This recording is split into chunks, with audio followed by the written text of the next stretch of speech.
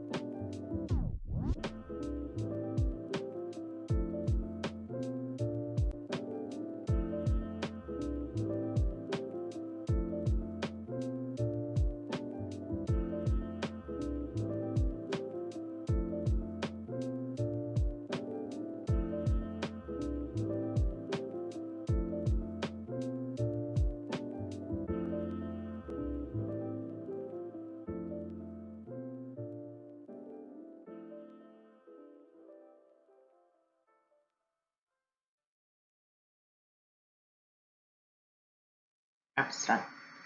In the area of cultural theory, few concepts have generated as much anxiety and controversy as that of postmodernism. Debate revolves around a series of related terms: postmodernism, postmodernity, postmodernization, and globalization.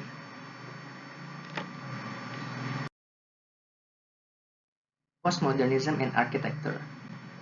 The field in which the concept of the postmodern first came to be firmly established was that of architecture. As debate about architecture have long held a central place in discussions on postmodernism among cultural theorists as well as architects and planners, some familiarity with such issues is required.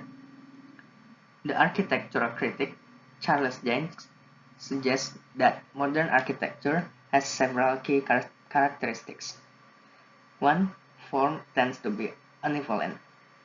2. Buildings are constructed according to the metaphor of the industrial machine. And 3. Designers have utopian ideas.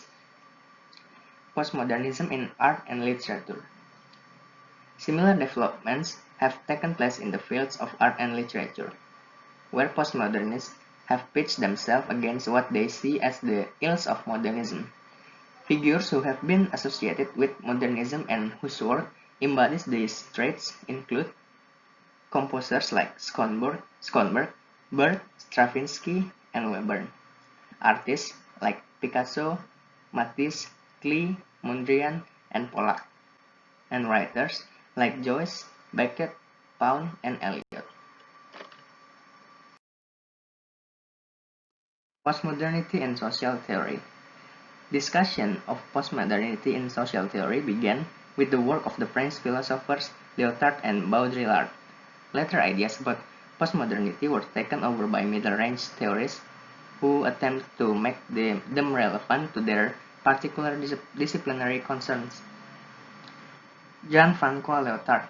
According to Lyotard, societies are organized not just around technologies but also around language, games, and discourses. Lyotard suggests that we have now entered a new postmodern era. Science, technology, complex administrative systems, and computers have become developed to a stage where knowledge has become the principal force of production over the last few decades. John Baudrillard.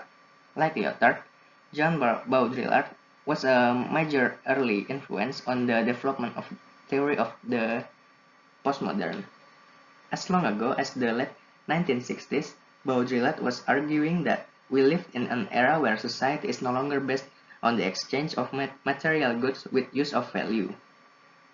Rather, he suggests it involves commodities as signs and symbols which have entirely arbitrary and conventional significance within what he calls the code. The idea of the code draws on Levi-Straussian notions of culture as a collective grammar of signifiers. Daniel Bell. Postmodern ideas about growing power of knowledge and culture in contemporary society were decisively prefigured in the works of Daniel Bell, written in the 1960s and early 1970s. In these works, Bell suggests that in the second half of the 20th century, the continued growth of capitalism depended on information technology and knowledge created in major research centers like universities and high-tech corporations. The neo-Marxist critique of postmodernism. During the 1980s, the Anglophone nations began to catch up. Perhaps the most significant development of that era was a wave of neo-Marxist cultural commentary. This was broadly hostile to the aesthetic codes of postmodernism. Next, keen to demonstrate how the forces of capitalism were at the heart of contemporary cultural shifts, and concerned to document the relationship between these shifts and the possibilities for human emancipation. Fredric Jameson, Postmodernism as the Cultural Logic of Flat Capitalism. In explaining the rise of artistic postmodernism, Jameson makes use of a neo-Marxist framework. He suggests that we have entered a phase of flat capitalism characterized by the relentless circulation of signs and symbols and global information flows. David Harvey and flexible accumulation. The geographer David Harvey provides another neo-Marxian take on postmodernism. Like Jameson, Harvey hangs his analysis on a periodization of phase in capitalist development. For much of the 20th century, we were in an era of Fordism. Named after automobile manufacturer Henry Ford, the concept refers to the industrial mass production of standardized goods. Capitalists responded with a system Harvey calls flexible accumulation.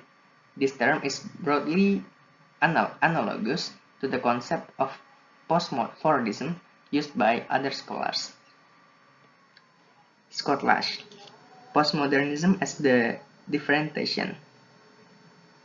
Lash claims that postmodernism is a critique of modernity which is all about the differentiation.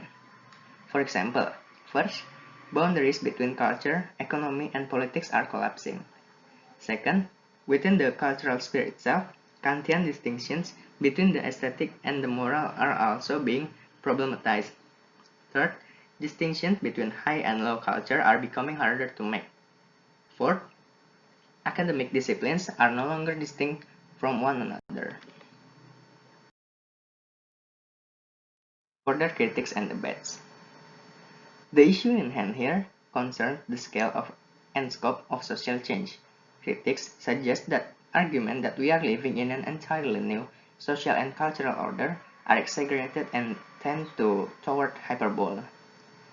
Craig Calhoun argues that much of the literature presents little or no evidence for extravagant claims that the industrial economy has become less important or that we have entered a post-materialist information age. Globalization and culture. Globalization can be thought of as a process involving three key dimensions. These are as follows. Economic globalization is associated with the rise of world finance markets and free trade zones, the global exchange of goods and services, and the rapid growth of transnational corporations. Second, political globalization is about the way what the nation-state is being superseded by international organizations. In example, the United Nations, the European Union, and the rest of global politics.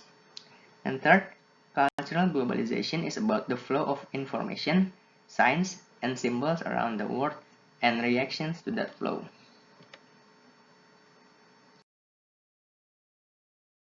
Thank you. That is all from me. Assalamualaikum warahmatullahi wabarakatuh.